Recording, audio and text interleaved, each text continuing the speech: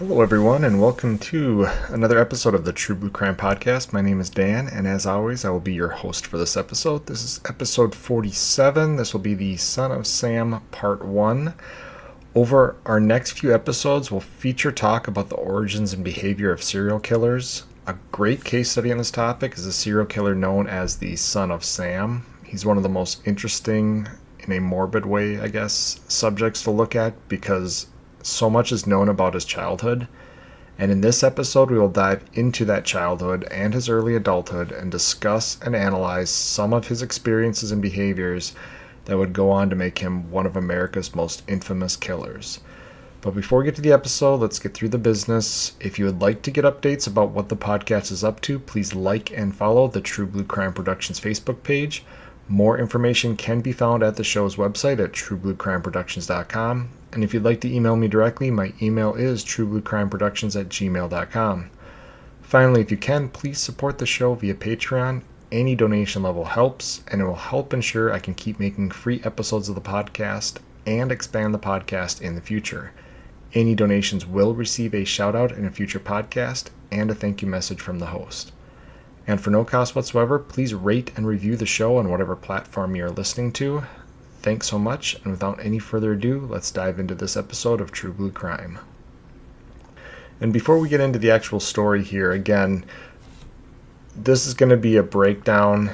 We're definitely covering the case of the Son of Sam, David Berkowitz, and all of his crimes. So it's going to be kind of a multi-approach episode where we're going to talk about serial killers in general, because I would like to continue to cover some of the more infamous ones. I've got plans to cover Ted Bundy, John Wayne Gacy, the Green River Killer, and BTK, and I'll get to all of them eventually here down the road. But before I really dive into some of these serial killers, I wanted to have kind of a base knowledge for my listenership, breaking down some of the stuff that we'll be looking for in regards to serial killers. So, and we've already covered a couple serial killers on this podcast. We covered Robert Baker out of Alaska, who is the Butcher Baker, and Michel Fournier, the Ogre of the Ardennes, out of France and Belgium.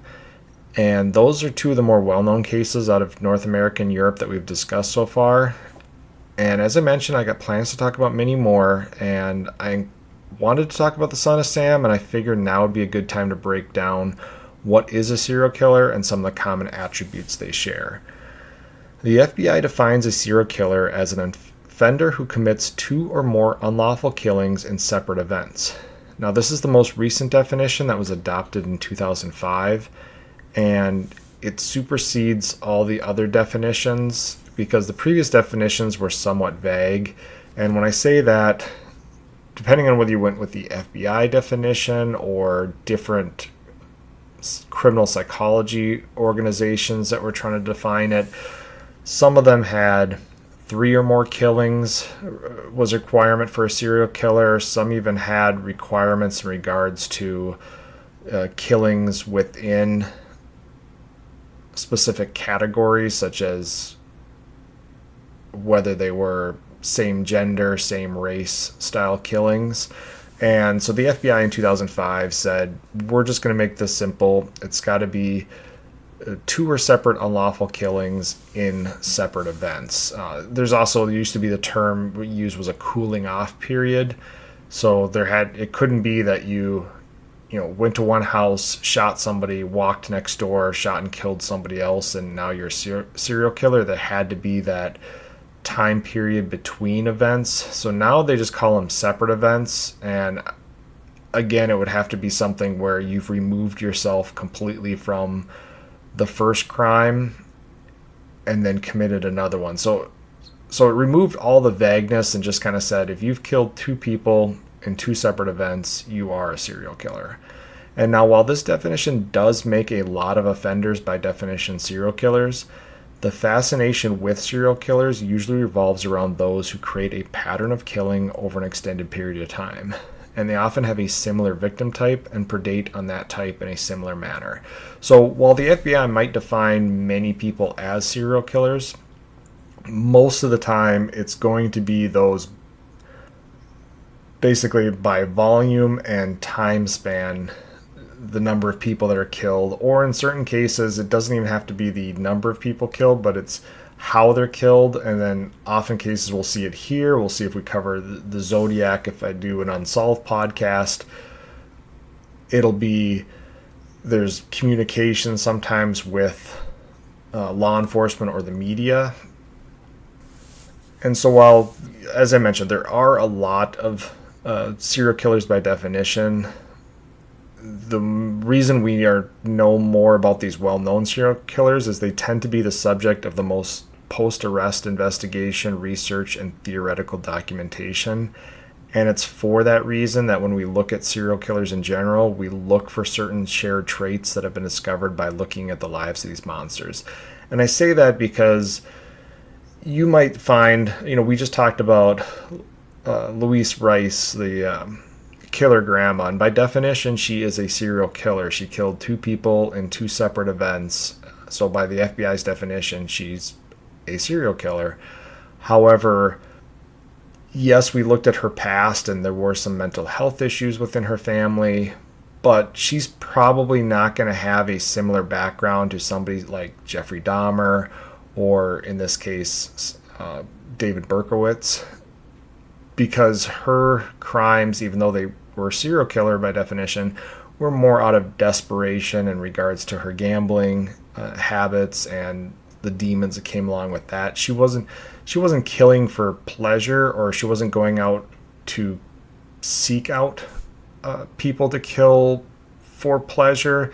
And I didn't mention it in the Killergram episode, but when police watched the security video after she killed Pamela Hutchinson in Florida, it was said in the research that they could actually see her on video after she left the condo when they assumed that she had killed Pamela. She had transferred her luggage from her vehicle to Pamela's vehicle.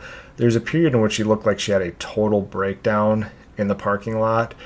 And not that this garners her any sympathy or anything along those lines, but it definitely shows that these were acts of desperation that she necessarily didn't want to do, especially in the case of Pamela. I can't speak of the dynamics between her and her husband, Dave, but this woman she befriended and then killed out of desperation, it definitely seemed like it did affect her immediately after the killing. And that's not something that we're going to see with most of these serial killers.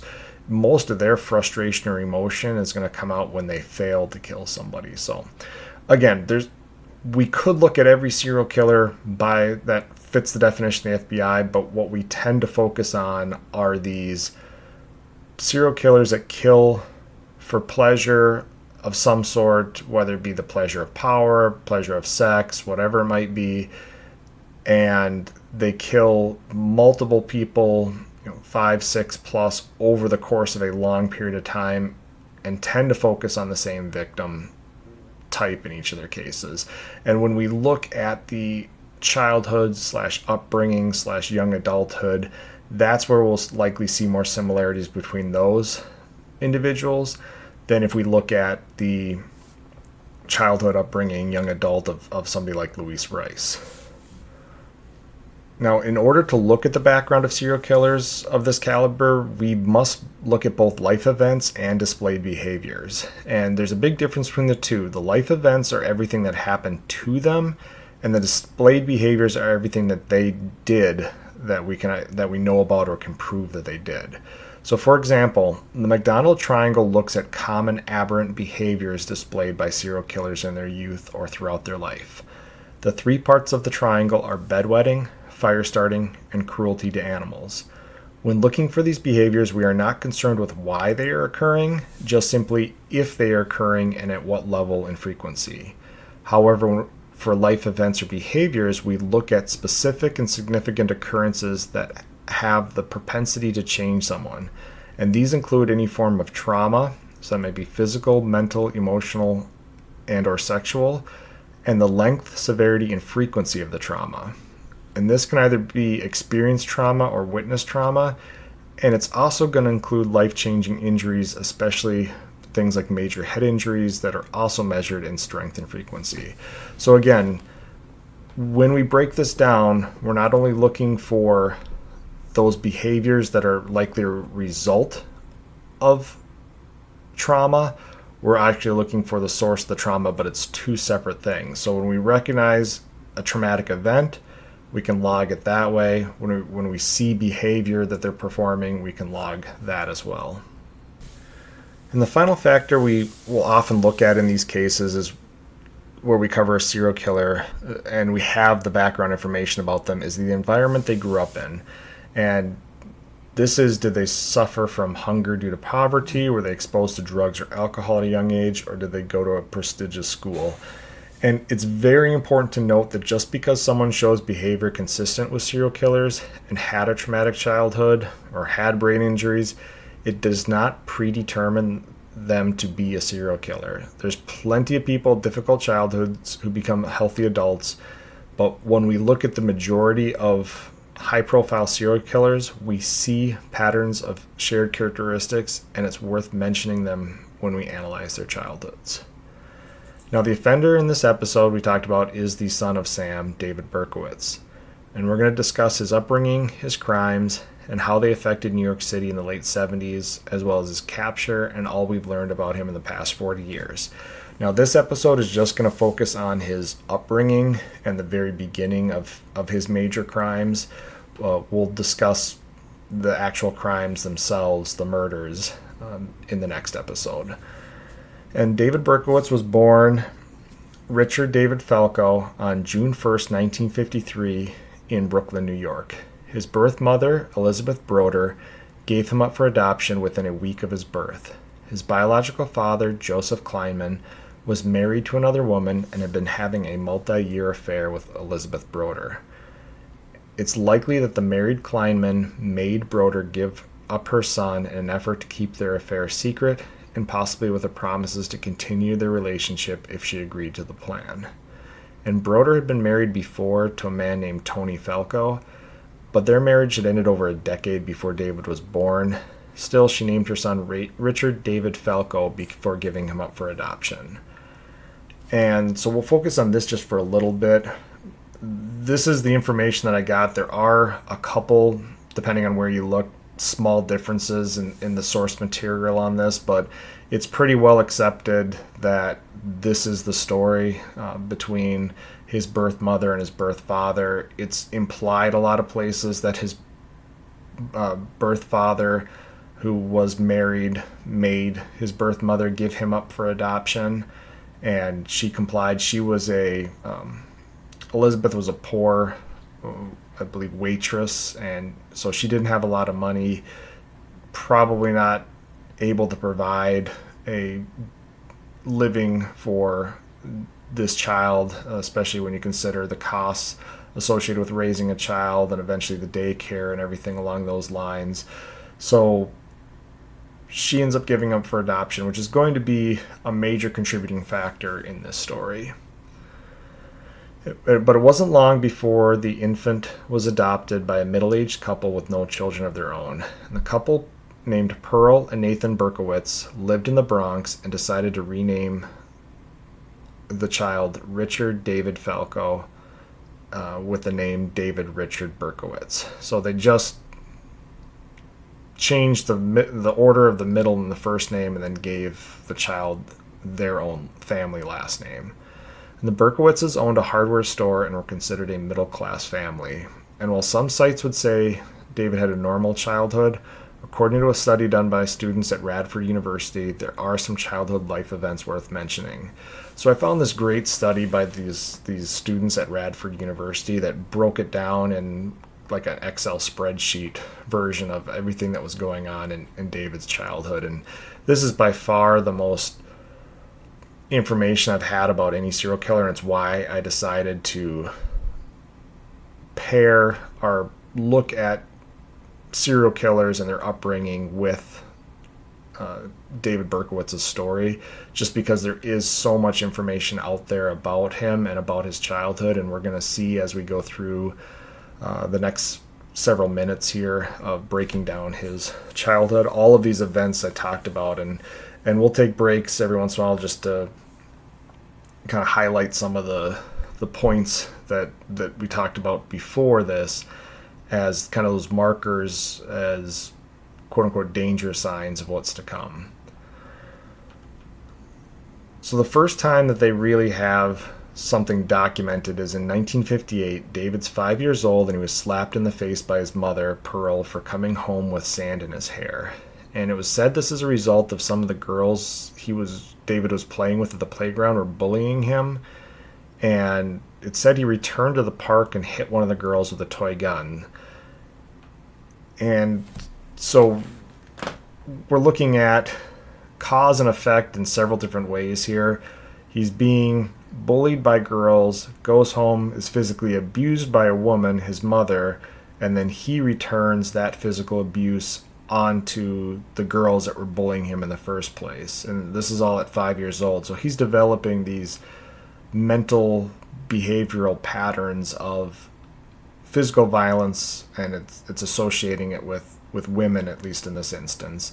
And it's also noted that he began to take showers with his father at this age, and was once brought to a public beach, and his mother made him shower in the women's locker room amongst naked women. And a year later, he would still be doing this, and noticed how when a man walked into the women's locker room on accident, all the women panicked. So, when we're talking about 5, 6 years old, there's a lot of brain development, social, behavioral development going on at this point in the brain. And so we've already talked about he's got violence with women. Now, the showering with his father, a lot of kids at a certain age, usually around 3 or 4 years old, I guess, they sometimes they don't want to do baths anymore and they want to do showers. So showering with a parent isn't abnormal per se. It didn't say the age at which this ended. It just said that it began at age 5.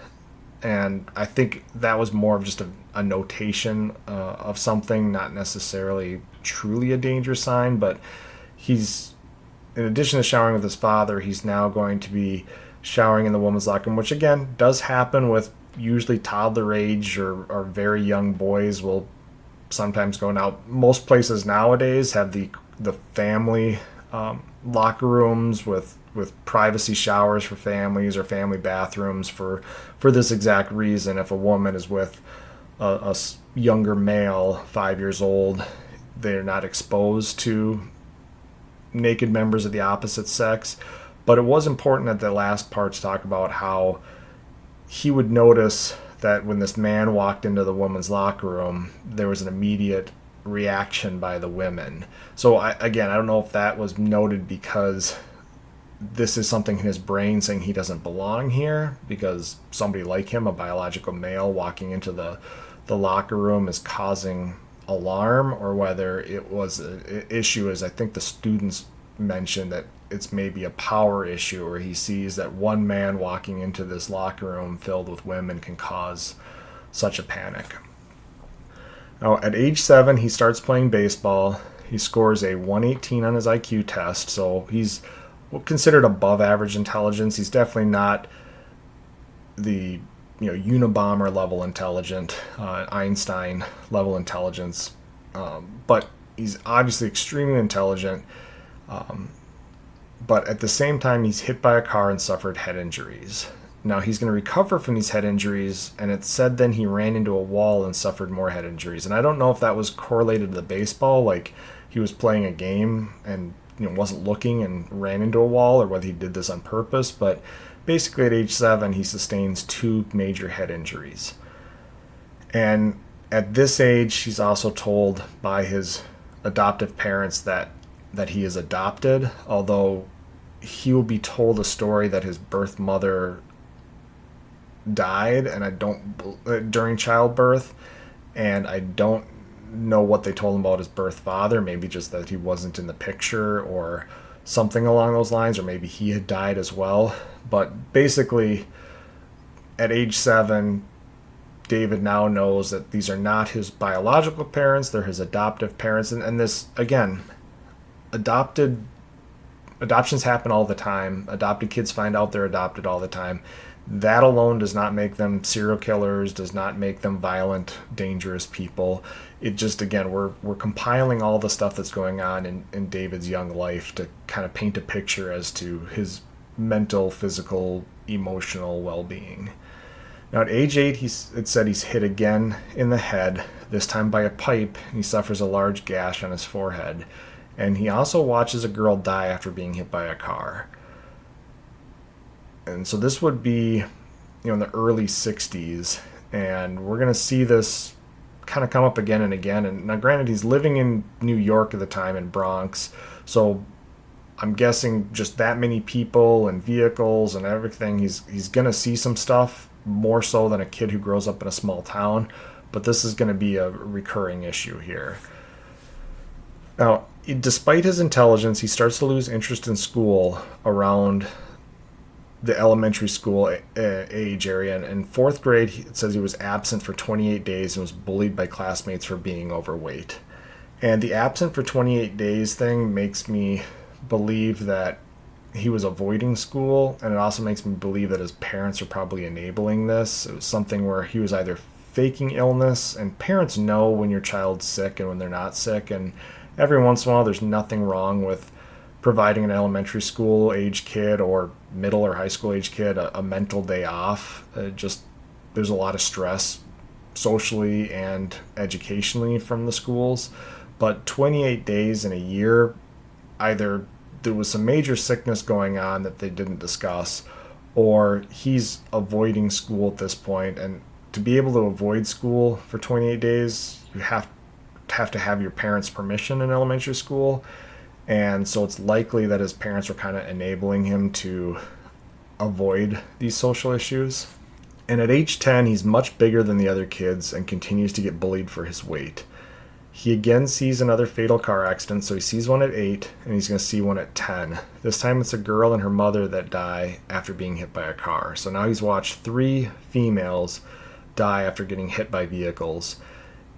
He's also said that he's slept in his parents' bed at this age, and it's said that his parents had sexual intercourse in the bed while he was sharing the bed with them. Now, it didn't say whether he was awake or asleep during this, but regardless, 10 years old is pretty old to be sleeping in your parents' bed, and the fact that they're going to have sexual intercourse with their child in the bed, there's going to be some long-standing issues with that.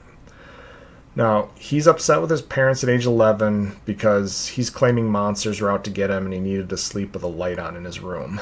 And within a year, he's setting hundreds of fires, and neighbors and relatives described David as a bully. He was also called a difficult child, and they believed him to be spoiled by his parents.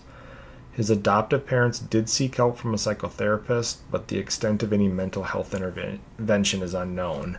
So he's got these quote-unquote monsters out to get him at age 11, and I don't know if he reached some point where his parents wouldn't let him sleep in the bed anymore, and they were making him sleep in his room, and at age 11 he's trying to manipulate them by claiming there's monsters out to get him.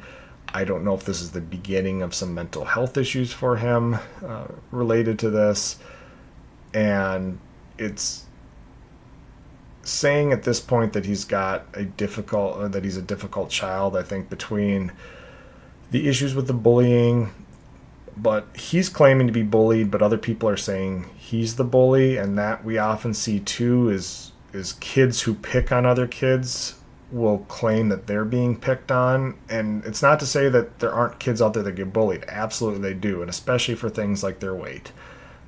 But it's hard sometimes to do the chicken and the egg argument for these things, where is David picking on other kids and then they're turning around and picking on him for being overweight, or is he being picked on for being overweight and he's choosing to then turn and bully on other kids? It's kind of a hard thing to see, but we definitely have, some emotional and social damage going on here as well.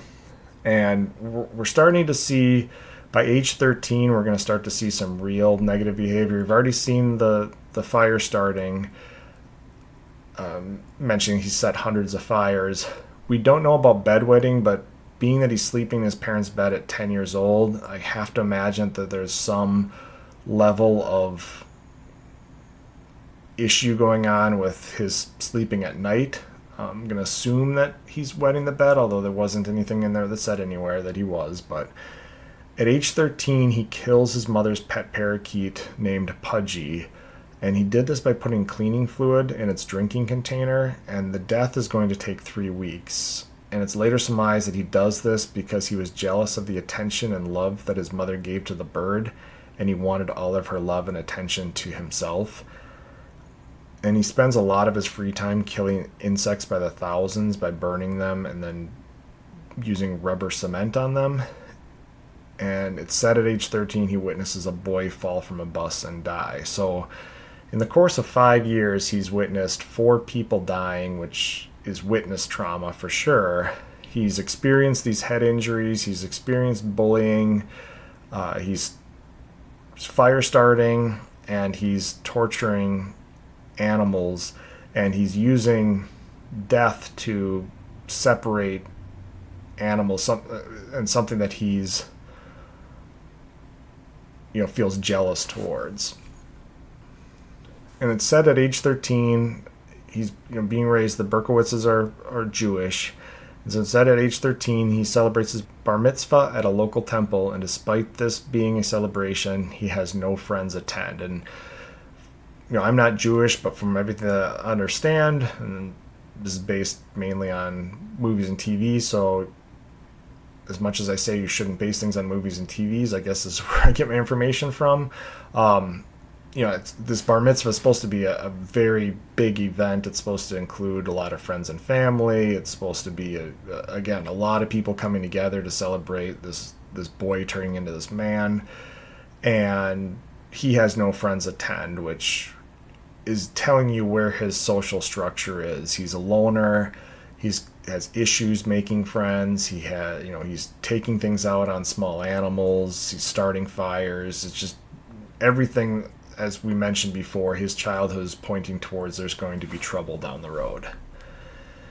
And at age 14, his adoptive mother, Pearl, dies from breast cancer. And she'd been battling this breast cancer for some time, but neither of his parents told him. So this was a complete shock to him when he died. And I see the arguments both ways. I can see if you're a kid and you learn that your mom has a terminal illness and she's going to die in, several months to a year or whatever it might be, or even years, you have to live with the fact that your mother is sick and she's dying, and there's nothing you can do about it.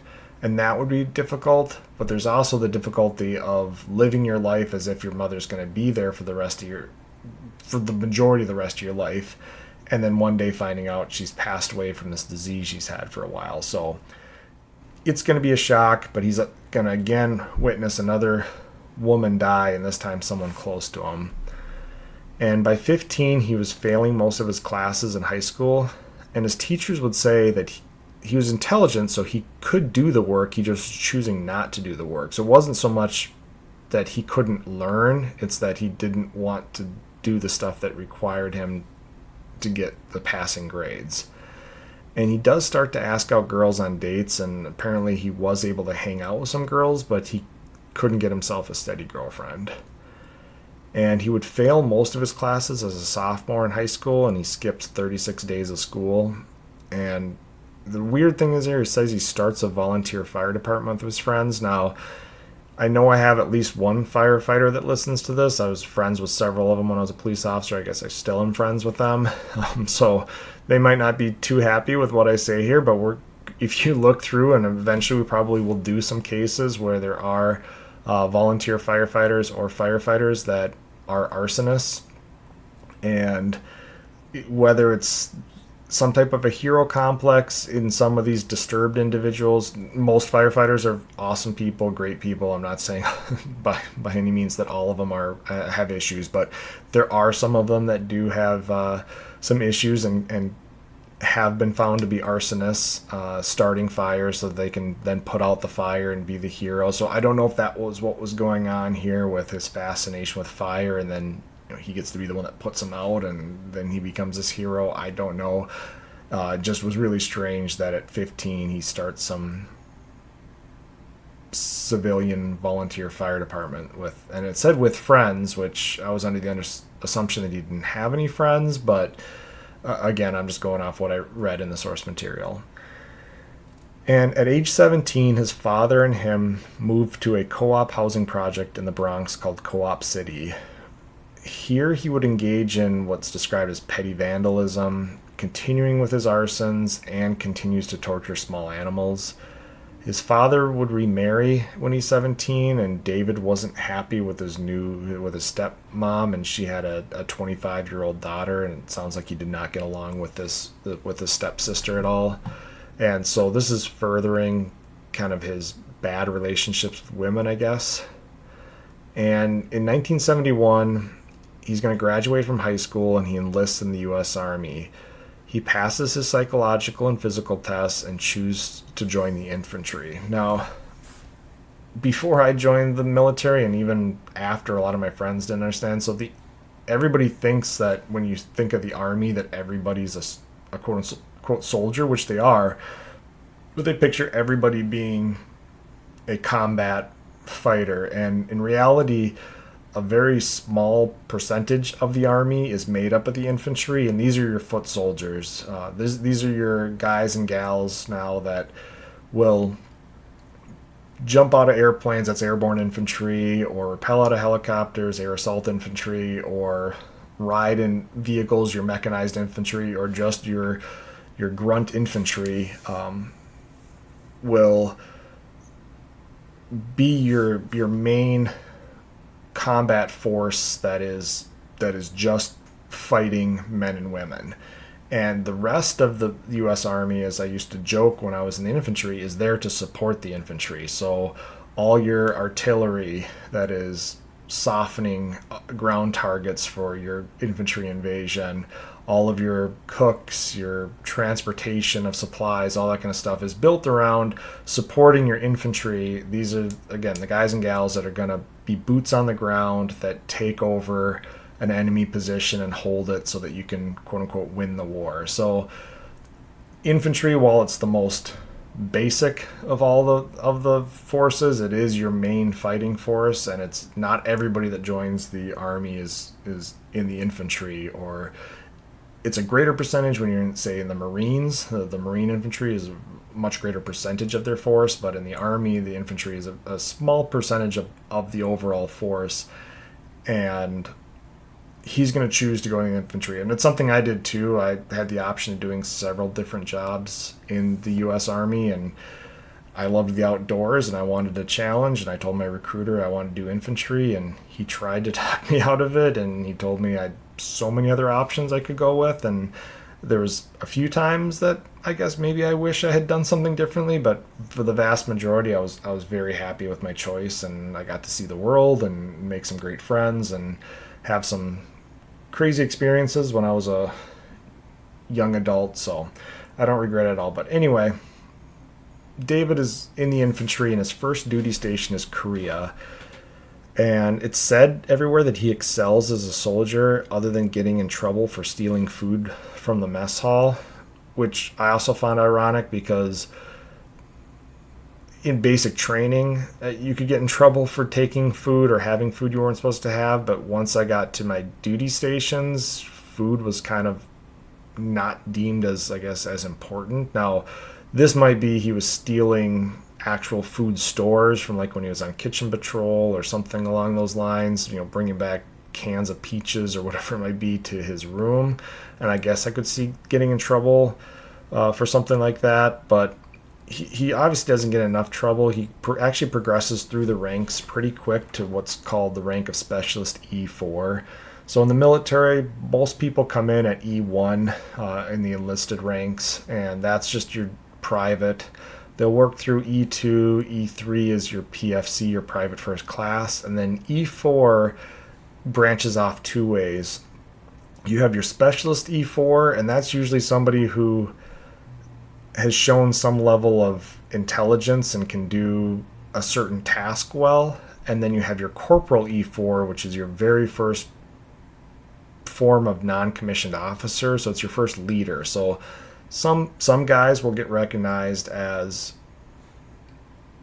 kind of the quote-unquote specialist in their job, but they don't have leadership abilities or don't see themselves staying in the military long enough to be leaders. And so they'll become Specialist E4s, then others will become Corporal E4s. He becomes a Specialist E4, and he's nicknamed Wolf due to his excess of body hair, and he does go AWOL from time to time. Now, I had a friend of mine once that he I mentioned I had to do something. I had to go to my drill or whatever it was, or I'd be considered AWOL. And he thought AWOL meant going crazy.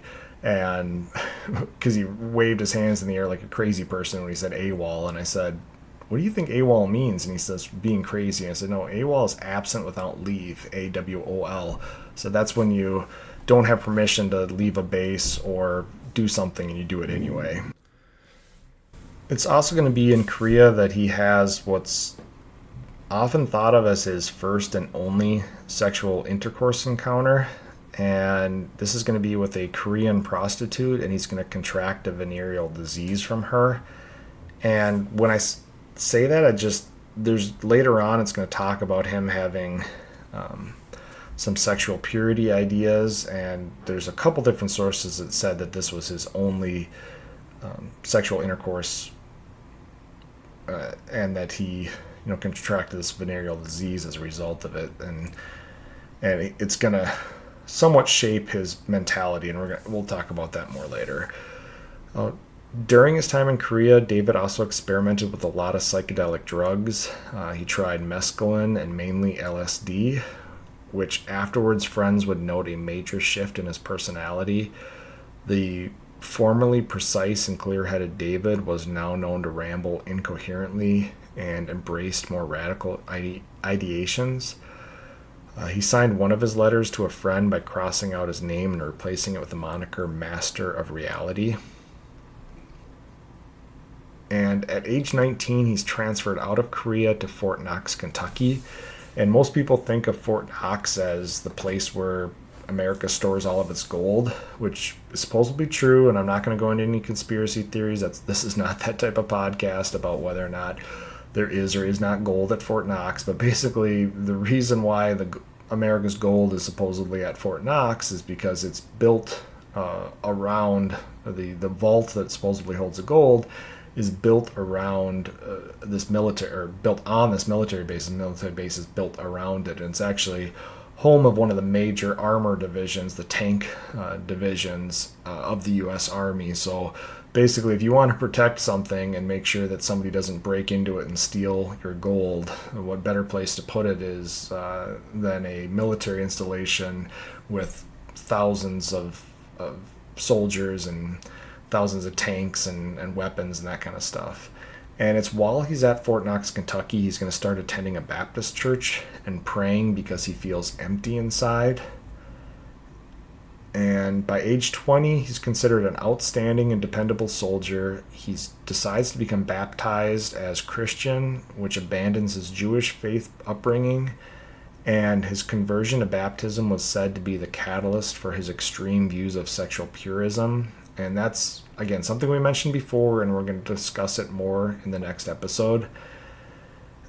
Even though life seems to be going, I guess, somewhat well for him in terms of he's deemed this dependable soldier, he's going up in the ranks with the military, he's continuing to set fires, and we know this because he kept an arson diary detailing the fires. So by the time he's at Fort Knox, his diary claims that he had set 1,411 fires to this point in his life. Now, some of these might just be, garbage can fires in alleys in New York, or burning, some papers or something in an alley. It doesn't necessarily mean that he tried to burn down, over 1,400 structures, but he definitely has this pyromania, this attraction to fires and setting fires. Having signed a 3-year enlistment, David completes his time in the Army in 1974 and is honorably discharged. He attends Bronx Community College on the GI Bill and starts working as a security guard. And it's mentioned here that he's bitten by one of the guard dogs that the company has. And I didn't mention earlier, when he was a kid, he was also bit by a dog. So this is the second major dog bite he's had in his life. But everybody at the company said he worked well with the dogs and didn't show any fear of them, which I found a little strange because I've never had a major dog bite in my life. And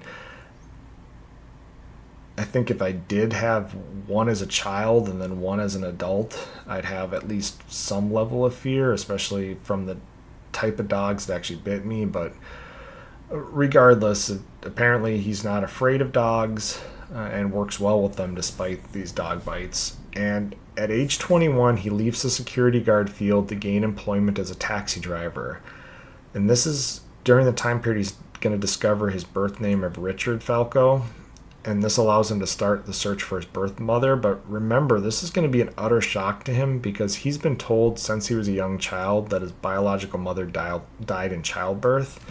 And so now his brain has to wrap itself around a totally new reality because he had spent his lifetime blaming himself for his mother's murder. And that kind of put his adoptive parents more as like necessary guardians of him. And now these necessary guardians, to him, they're going to be these liars that made him feel guilty about killing his birth mother, which gave him a completely false sense of responsibility around the death. And then now he has to accept that not only was he not responsible for his mother's death, he was an accident and was unwanted by his real mother and abandoned by his real father, I guess. There are ways to look at it. And so now it's 1974.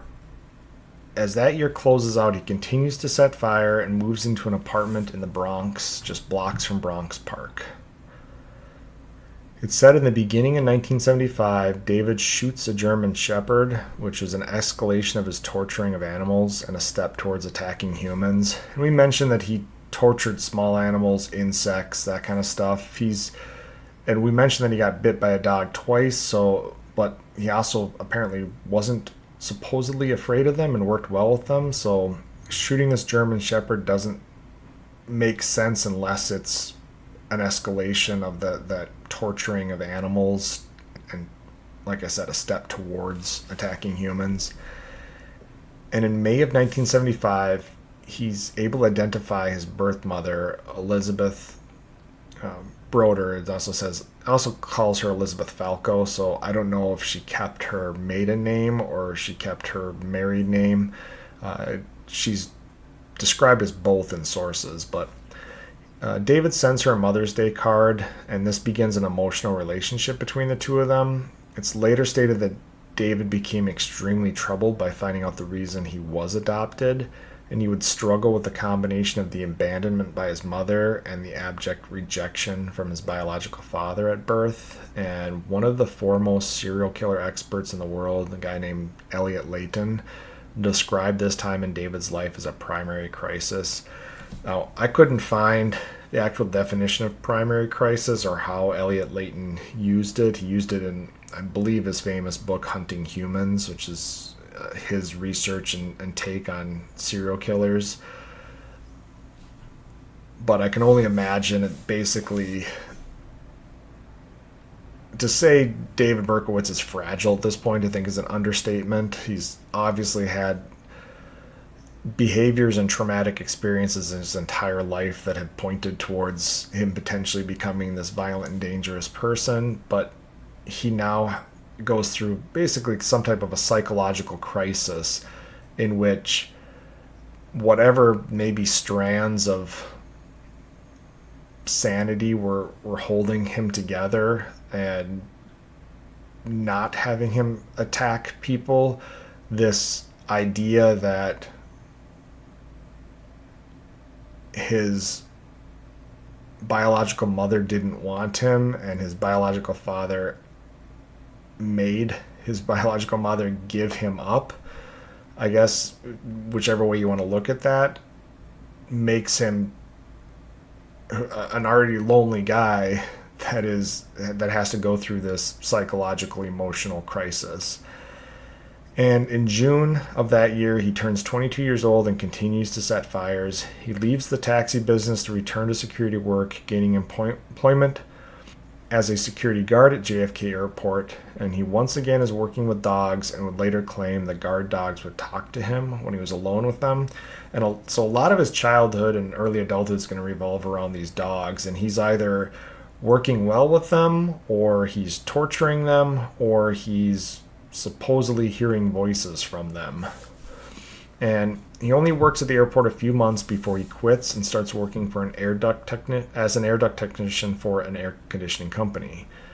And with information gained from his relationship with his birth mother, he sends his biological father a letter in November of 1975. This letter would claim that he's depressed, but he would soon find out his birth father is deceased, so he's never going to be able to have any type of closure in his life in regards to what exactly happened with his birth father. And around this time, he claims he's hearing many voices and they're telling him to attack people. So on December 23rd, 1975, he commits his last recorded act of arson. And he has lit a total of 1,488 fires per his arson diaries. And I say diaries because this now takes up 3 notebooks. So he's got these details of these almost 1,500 fires that he's started in his life since a child. And on Christmas Eve, 1975, so the next day after he records his last arson, David heads out into the evening hours armed with a hunting knife. He attacks a still unidentified Hispanic female who is able to fight him off and get away. And the reason that we know about this attack is because David would later tell police about the attack, and he would claim he wasn't able to seriously injure the woman, and police never took any reports from any women about being attacked by a knife-wielding man. So whether she was, some form of migrant worker or something where she was afraid to report to police, I don't know, or maybe he wasn't able to injure her at all and she was just somebody who didn't report things. I don't know, but basically the only reason we believe this happened is because David would later claim that he did this attack. But his second victim that evening is a teenager named Michelle Foreman, and she was a sophomore at a local high school, and David would attack her with a hunting knife on a bridge, and her injuries were severe enough for her to spend a week in the hospital. And police did not have a suspect at the time and only learned of David's involvement during his post-arrest confession. So this would have been, this Christmas Eve attack obviously would have been somewhat big news, but at the time it's just seen as this random attack. Maybe it was an attempted sexual assault. That's what police are thinking, or a robbery gone wrong, or something along those lines. They have no idea that she was attacked as a part of David's crime spree. And it's said in January of 1976, David stops visiting his birth mother and his biological half-sister, and he moves into a home in New Rochelle, which is just outside New York City. And this home is owned by a couple named Jack and Nan Cassara. He signs a 2-year lease and puts down a $200 deposit, which today would be about $1,000, and he purchases a rifle and 4 boxes of ammunition. He would start a job at the U.S. Postal Service making $13,000 a year, or roughly $70,000 a year today, which is not a bad wage for a single guy who's 22 years old. But the following month, he abandons his lease and his deposit with the Cassaras, claiming that voices like howling demons are bothering him. And so he's going to move to Yonkers, where he rents an apartment where one of his neighbors would be 63-year-old Sam Carr. And in May of 1976, at 22 years old, he makes a Molotov cocktail and tries to kill Sam's dog with the incendiary device. However, the attack fails. And I didn't know if it failed as in the Molotov didn't go off. It failed because he missed the dog. It failed for any other reason. It just said that he tried to kill Sam's dog and the attack failed. And in June of 1976, he travels to Houston, Texas to meet up with an army buddy and purchases a .44 caliber handgun from him. And this is the gun he would use to commit his attacks, and this is mainly because he had been unsuccessful with his knife attack 6 months prior, and the use of this gun would also earn him the nickname the .44 caliber killer. So this is going to set the stage for a series of violent attacks by David on women and couples over the next 18 months. And so I left some space here for some final thoughts. So I know that was a lot of information. A lot of times these background dumps on these serial killers it tends to be more information than it is true crime. But I think in this case, as I'm trying to relay that documentation of verified traumatic experiences along with aberrant behaviors, that combination is so prevalent in David's upbringing. And then you add into that the dynamics of this adoption, this abandonment, the lying, the emotional toil that he's gone through his entire life. And again, none of this is going to excuse him for the behavior that he's committed so far or he's going to commit. It's merely just, if you look at all this stuff, the head injuries, the arsons, the sexual issues, everything like that, it's one of those you call the perfect storms that is creating, potentially both creating a monster and unleashing him upon the world. It's just everything is falling in place for this to be a horrible next 18 months. So we'll get more into that though in the next episode. We'll break down the crimes that David commits and offer some analysis of the correlation between his crimes and his upbringing. And again, that's another reason why we dove so deep into his background, is when we talk about the crimes and some of the victimology, what he is targeting, we can link back to some of the stuff that he experienced either as a child or young adult, and then kind of have a better understanding of why he's doing what he's doing. And then there's a lot of post-arrest stuff too with him that is worth, I think, diving into as well. And we'll either get to that next episode, or if it ends up being a 3-part episode, we'll get to it at some point here. So, all right, so stay tuned for the next episode in this series, and thank you guys for listening. Stay tuned for future episodes, and feel free to write me at truebluecrimeproductions@gmail.com. You can also find me at True Blue Crime Productions on Facebook and support me via Patreon at True Blue Crime Productions. So that's it for today, guys. Thanks for listening. Talk to you later. Goodbye.